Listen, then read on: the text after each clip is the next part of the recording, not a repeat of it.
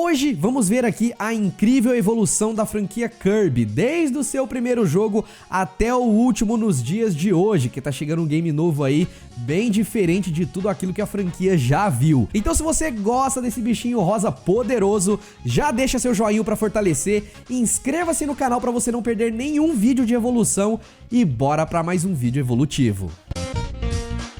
E aí, players, tudo beleza? Eu sou o Fiaspo e seguinte, tudo começou em 1992, quando um carinha chamado de Masahiro Sakurai começou a trabalhar em um jogo feito para ter uma jogabilidade simples e divertida que pretendia ser acessível para qualquer um, mesmo que essa pessoa nunca tivesse jogado outro game na vida. Mas apesar da ideia do jogo ser bem simples, o seu desenvolvimento foi bem complicado. Por algum motivo, boa parte da programação do jogo teve que ser feita diretamente em um console chamado Twin Famicom, que era uma espécie de Nintendinho que não tinha suporte para um teclado físico. Então muita coisa teve que ser programada usando uma espécie de mouse esquisito e um teclado virtual. Mas apesar das dificuldades, aos poucos o jogo foi ganhando forma. Então no dia 27 de abril de 1992, nós tivemos o lançamento do primeiro jogo da franquia Kirby, que foi o Kirby's Dream Land, lançado para o primeiro Game Boy. É até engraçado ver que nesse primeiro game, muita coisa que a gente entende como essenciais em um jogo do Kirby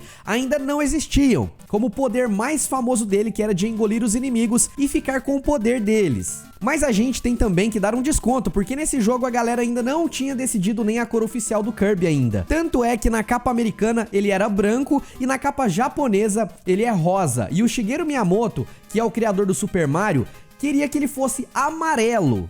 Mas deixando isso de lado, esse primeiro jogo do Kirby era um game de plataforma bem simples e divertido que foi muito bem recebido pela galera.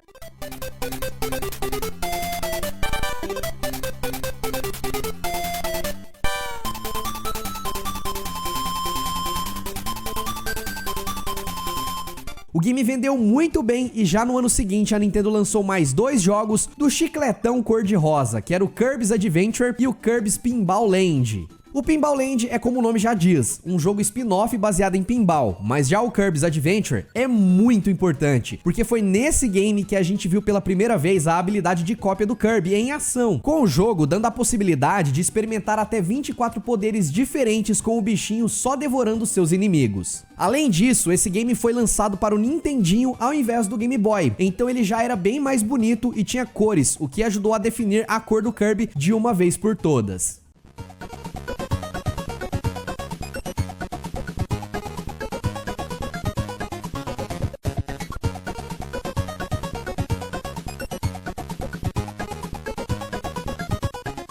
Já em 1994, a gente teve um lançamento de um jogo chamado de Kirby's Dream Course, que era um spin-off de golfe muito criativo. Mas os próximos lançamentos que realmente chamaram a atenção aconteceram em 1995, quando 3 jogos foram lançados. O primeiro deles foi o Kirby Avalanche, que era um jogo de puzzle com um personagem que é bem desconhecido. Mas já o segundo lançamento fez aquele ano valer a pena, porque era o tão aguardado Kirby's Dream Land 2, a continuação do primeiro game lá do Game Boy, que agora estava atualizada com a tão querida habilidade de cópias dos monstrinhos.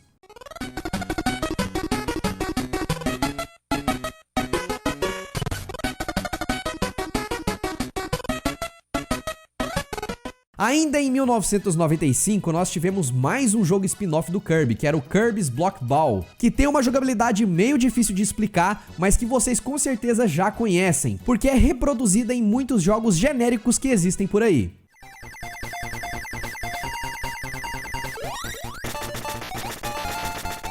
Em 1996, a gente teve lançamento de um outro jogo que se tornou um clássico, o Kirby Superstar. Esse jogo foi bem diferente dos anteriores, porque ao invés de apresentar uma história única e longa, ele era dividido em 8 jogos menores com histórias e fases bem mais curtas. Por ser um jogo de Super Nintendo, esse Kirby também era muito mais bonito do que os anteriores, e ele também foi o primeiro jogo da franquia a trazer os Helpers, que são os inimigos que você pode transformar em aliados e que podem ser controlados pela máquina ou por um segundo jogador, tornando o game praticamente multiplayer cooperativo.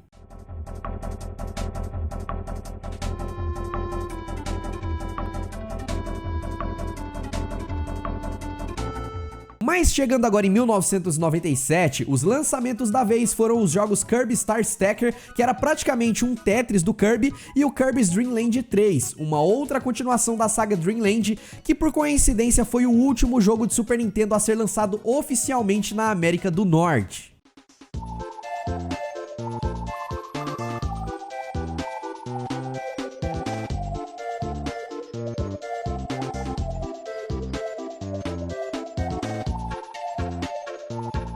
Depois disso, a franquia ficou cerca de 2 anos sem lançar o jogo novo, e isso só foi mudar no ano de 2000 com o lançamento do game Kirby 64 The Crystal Shards, que foi o primeiro jogo a ter elementos em 3D na franquia. Ele foi lançado para o Nintendo 64, bem ali no comecinho do console, e apesar de ter gráficos em 3D, ele mantinha ainda aquela jogabilidade de side-scroller que a galera gosta de chamar de 2.5D, com a mudança mais significativa sendo a possibilidade de misturar diferentes poderes com o poder de cópia do Kirby, o que deixava o game ainda mais variado e divertido.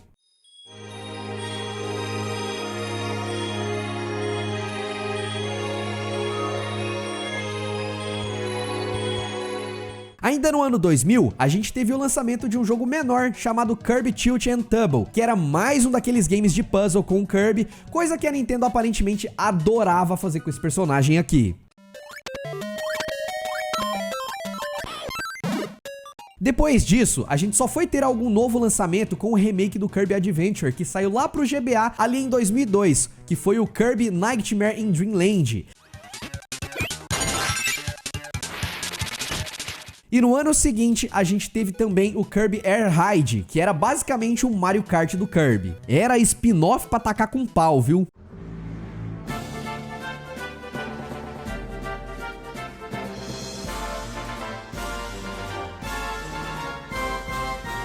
No ano de 2004, a gente teve também um outro lançamento bem diferenciado que se chamava Kirby e The Amazing Mirror. Era um jogo de Game Boy Advance que colocava o Kirby em um mundo meio estilo Metroidvania, onde você pode explorar as áreas de forma não linear na ordem que você quiser, mas que de resto mantém as mecânicas clássicas do Kirby.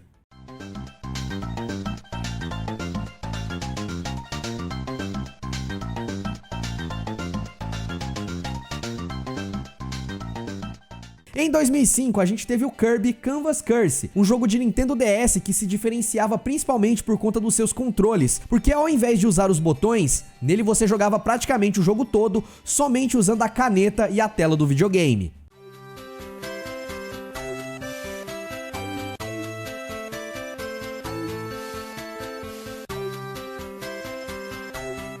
Mas apesar da ousadia nesse último jogo, a franquia deu um passo mais conservador no ano seguinte e lançou o Kirby Squeak Squad, e cujos gráficos lembravam bastante os games clássicos lá do Super Nintendo.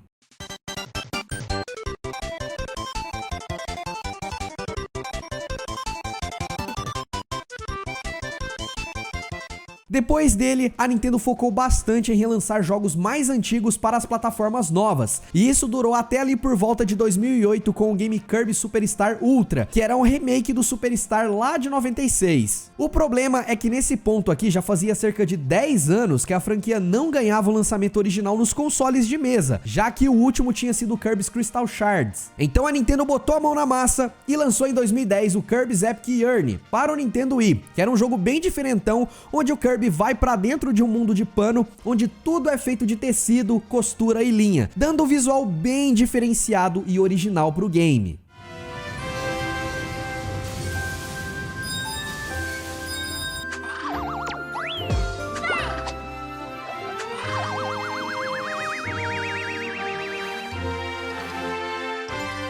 Esse jogo foi muito bem recebido e já no ano seguinte eles lançaram um outro jogo bem diferente do padrão, que foi o Kirby Mass Attack. Nesse, a gente não controla só o Kirby, mas sim um monte deles que fazem uma verdadeira zona no mundo. Ele lembra até um pouco Lemmings, mas mesmo sendo diferentão, a galera gostou e o game vendeu até que razoavelmente bem.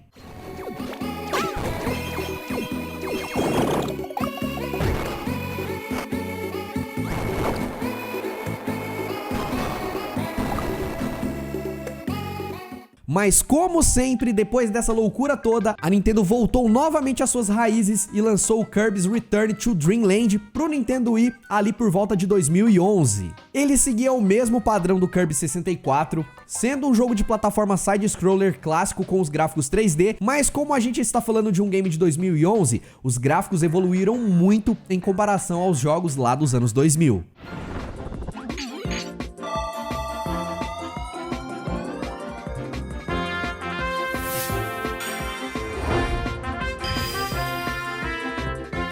Depois disso, a franquia ficou sem novos lançamentos até 2014, quando a gente teve o primeiro jogo da franquia pro Nintendo 3DS, o Kirby Triple Deluxe. Ele seguiu o padrão dos games anteriores, com a diferença de ser ainda mais bonito e de ter uma nova mecânica chamada de Hypernova, que deixa o Kirby praticamente um Super Saiyajin.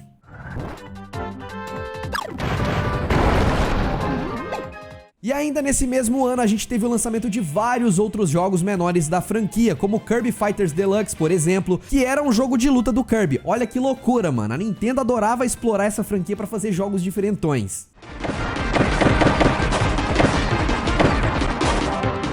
Mas chegando agora em 2015, a coisa ficou muito mais interessante com o lançamento do Kirby and the Rainbow Curse, outro jogo com um estilo de arte diferenciado que joga o nosso querido Kirby dentro de um mundo feito de massinha de modelar, no maior estilo A Fuga das Galinhas.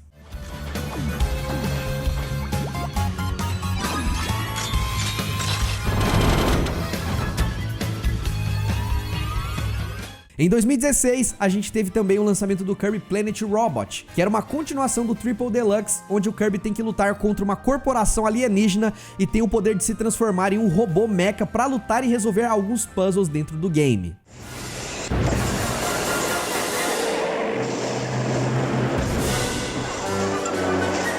Depois desse, a gente teve vários outros spin-offs menores, com o Team Kirby Clash Deluxe, que é um RPG. Teve o Kirby's Blowout Blast, que é um jogo voltado para batalhas.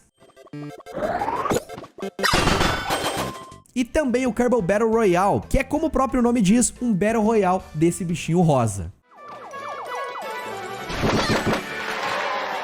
O próximo grande título da empresa só foi sair em 2018 com o Kirby Star Allies, que era um jogo extremamente bonito e bem feito, que não é necessariamente inovador, já que segue todos os padrões consagrados da franquia e só usa uma história nova, mas que cumpriu muito bem o seu papel e que foi o primeiro lançamento da franquia diretamente no Nintendo Switch. Ele foi muito bem recebido pelos fãs, só sendo criticado por ser um jogo meio curto demais para custar $60, mas mesmo assim ele garantiu seu lugar entre os jogos mais vendidos do console.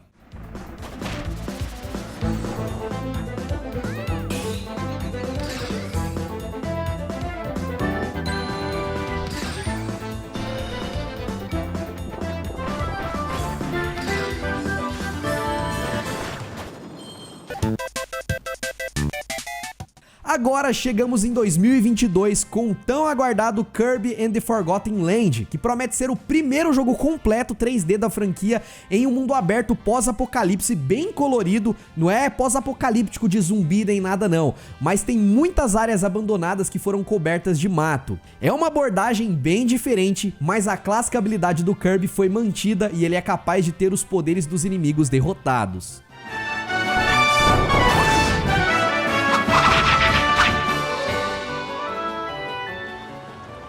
Inclusive, se você tá pensando em comprar esse jogo ou outros games de outros consoles, eu recomendo você baixar a nossa extensão, que é o mais barato. Ele compara o preço pra você e te ajuda a encontrar os melhores preços em vários sites diferentes e ainda também te mostra todos os cupons disponíveis dentro de vários sites que a gente é parceiro. Ele é totalmente de graça, eu sempre deixo o link na descrição e você também pode baixar pra celular, belezinha? Dá uma conferida aí. Mas é isso, galera, a gente chegou no final de mais um vídeo. Qual é o seu game favorito da franquia Kirby? Comenta aí embaixo. Se você curtiu, deixa o seu joinha, inscreva-se no canal e dá uma olhada nos outros vídeos de evolução que a gente tem aqui. Tem aqui a evolução do Pokémon e aqui embaixo tem mais conteúdo pra vocês. Eu vou indo nessa, um beijo, um queijo, valeu e tchau, tchau.